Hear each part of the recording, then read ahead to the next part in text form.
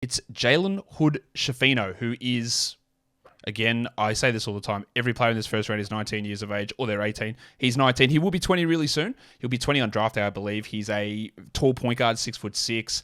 Have seen him in mock drafts go end of the first round, outside of the lottery. He has some real shooting struggles last season. Under 50% true shooting is rough, but he's tall. So why are you higher on him than the general consensus? Because as you can see, the consensus is back end of the first round. Are you just looking at the height? Are you looking at playmaking? Are you believing in the shot? What is it about him?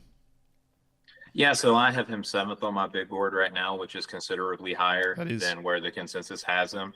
And I think, Josh, what we've seen historically is that players of his size and feel, it's not just the size. The size does play an important part in this, but also the feel for the game that he has.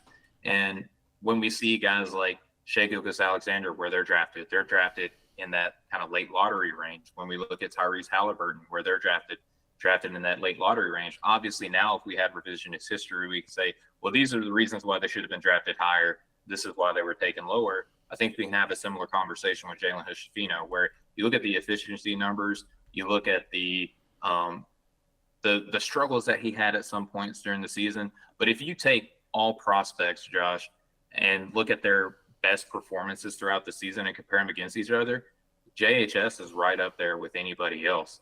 I just think that the way that he sees the floor is impeccable. He played with another high usage guy, with Trace Jackson Davis at Indiana. And then playing for Coach Mike Woodson in Indiana really doesn't do him any favor schematically, because they play a very traditional college basketball scheme. I think in an NBA look, the floor is going to be more opened up. It's going to be more pick and roll heavy. Even being able to run DHOs off of a distributing big man, something that he showed that he can do in Indiana. I think that the offensive looks that he can give a team are going to make him one of the highest redraftable guys within this class. I have him ridiculously high. I understand the consensus has him a little bit lower. That's just how I look at him. In terms of, say, like another really tall point guard in this class, Anthony Black, like you put Hood-Schifino above Black? I do, because I think that Hood-Schifino, the shooting indicators are there, which for Anthony Black, I think that's going to be the biggest knock on his game, despite the fact that he is a tremendous defender.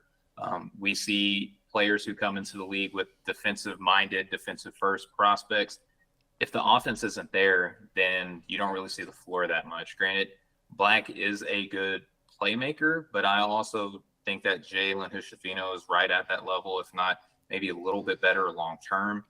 I just think that the offensive concerns and the struggles for Anthony Black make him a little bit lower rated on my board, although I have him 10th, right? So I'm not like saying he's not going to be a highly sought after prospect. I just think that the offense that JHS has is going to make him more valuable. In terms of Hood-Schifino's playmaking ability, we had one game where he had 9 assists, which was against Iowa, started January, but no double-digit assist games, but there's some solid games there. But most of the time, he's like 3-4 assists per game.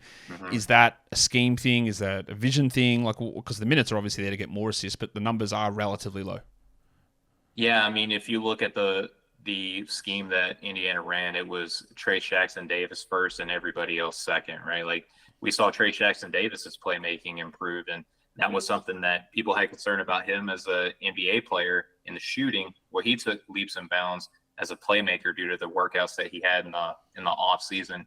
JHS coming in on a team coached by Mike Woodson, who's a traditionalist by heart. He's going to favor the senior. He's going to favor the more proven commodity.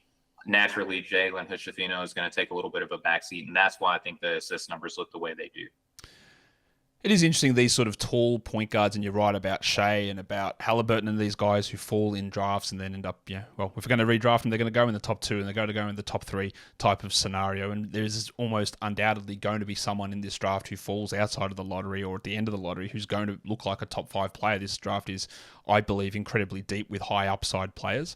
And I've currently got him quite low, Hood-Schifino. I think I've got him in the 20s, but when I did my mock draft straight after the lottery, I said, these guys in the 20s, this is a guy that when I redo this in 2 weeks' time, that I could easily see him jumping up for me into the top 15 because the size is there and the prototypical nature of the players who can have success in the NBA is there despite some of the numbers. So I did put him there initially, but I do think I'm going to end up moving him up a little bit higher. We're going to talk about someone in a second.